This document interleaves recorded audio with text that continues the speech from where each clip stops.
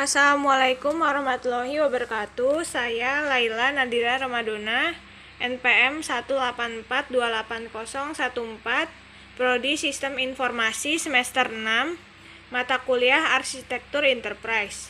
Di sini saya akan menjelaskan contoh GAP analisis dalam pemilihan ERP.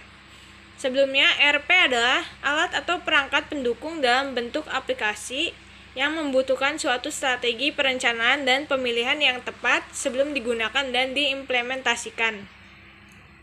Di sini ada faktor persepsi dan ekspektasi. Ada faktor pendukung, persepsi itu sesuai kenyataan atau yang terjadi, kemudian ekspektasi itu harapan. Di sini ada faktor yang pertama yaitu cost, yang tak lain adalah biaya atau harga. Di sini ada harga aplikasi untuk 25 user adalah 600 juta. Biaya implementasinya 300 juta, lisensi tahunan yang dipakai 100 juta, sewa cloud-nya 120 juta per tahun. Total untuk persepsinya sesuai kenyataannya adalah 1.120 juta. Sedangkan harapan yang kita inginkan adalah 1 miliar. Di sini ada installation time atau waktu instalasi. Pertimbangan waktu instalasi sering menjadi perhatian utama dalam suatu organisasi. Jadi di sini waktu untuk instalasi sistem sesuai persepsi aplikasi paling cepat 5-6 hari. Sedangkan sesuai harapan kita instalasi aplikasi sesuai harapan 1-3 hari. Kemudian ada flexibility atau tingkat fleksibilitas. Di sini ada perubahan manajemen harus dilakukan dengan orang yang ahli. Kemudian sesuai harapan atau ekspektasi, user dapat mandiri mengubah manajemen. Kesiapan manajemen perusahaan yang sebenarnya menjadi unsur utama dalam setiap implementasi proyek sistem ERP. Oleh karena itu, memang manajemen harus orang yang ahli, tapi user juga harus dapat mandiri tanpa mengandalkan dari manajemen itu sendiri.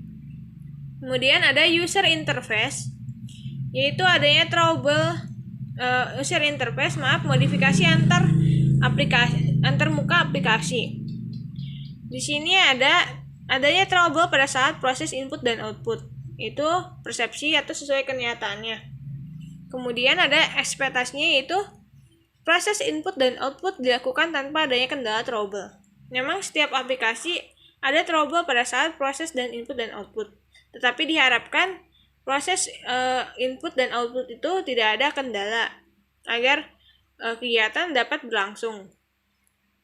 Kemudian ada upgradability, yaitu proses upgrade yang mengganggu saat pemakaian penting. Kemudian sesuai harapan atau ekspektasi, proses update ada jam-jam tertentu sehingga tidak mengganggu saat pemakaian. Memang diharapkan proses upgrade ini berlangsung pada jam-jam yang sudah kita tentukan saja agar tidak mengganggu dalam pemakaian. Tetapi ada beberapa aplikasi yang sudah ada jam-jam tertentu untuk update. Kemudian computing environment atau kemampuan perangkat komputer yang sudah terinstalasi.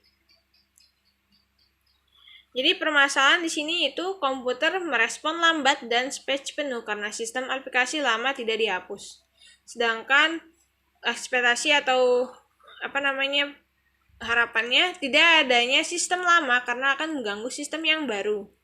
Jadi misalnya kita menginstal sebuah aplikasi atau sistem, kemudian kita disuruh update ke yang baru. Nah, yang lamanya ini diharapkan terhapus secara sendiri atau terinstall otomatis karena adanya sistem yang baru. Jadi space dalam komputer tidak memakan tempat sehingga komputer tidak akan lemot atau merespon lambat. Kemudian ada implementation personnel. Ini tim terkait dengan proses implementasi. Nah, di sini ada manajemen puncak tidak memahami bila sistem terjadi trouble. Diharapkannya manajemen puncak dapat memahami sistem agar dapat menghandle bila terjadi trouble. Kemudian ada day-to-day use and maintenance. Nah, sesuai persepsi, proses pemeliharaan sistem yang memerlukan waktu yang lama bila terjadi trouble. Diharapkan proses pemeliharaan sistem cepat dilakukan. Jadi, diharapkan sistem ini trouble-nya bisa diatasi dengan cepat dan juga pemeliharaan sistemnya cepat dilakukan. Kemudian ada functionality, yaitu fungsional, yaitu pengukuran dari setiap karakter dianalisa. Kemudian fungsionalitas ini memegang peranan penting dan tidak boleh dilewatkan. Jadi misalnya melibatkan ahli atau teknisi bila terjadi trouble. Tapi diharapkannya itu dapat menyelesaikan trouble oleh user itu sendiri. Jadi user ini dibekali dengan skill atau kita beri arahan dalam menyelesaikan trouble dalam aplikasi tersebut agar tidak perlu memanggil ahli atau teknisi bila terjadi trouble. Sekian dari penjelasan saya mengenai contoh GAP analisis dan pemilihan ERP. Semoga bermanfaat. Terima kasih.